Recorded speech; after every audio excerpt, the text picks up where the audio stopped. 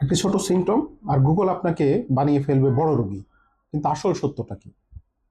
চলুন আজকে জেনে নেওয়া যাক গুগল ডায়াগনোসিস ভার্সেস রিয়েল ডায়াগনোসিসের যত কথা। আমি Shahriar Tiffin, your story teller.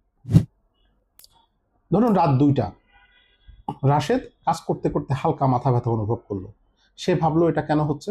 বাস, যা কথা তাই কাজ, মোবাইল বের করলো, গুগলে সার্চ দিল। গুগলে আসলো হেডেক। তারপরে সে সার্চ করার চেষ্টা করলো হেডেক কজেস।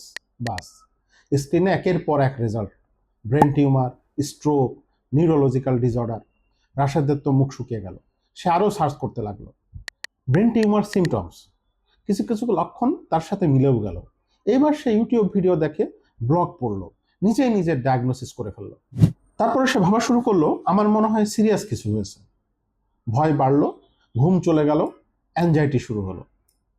পরদিন সে দৌড়ে চলে গেল ডাক্তারের চেম্বারে।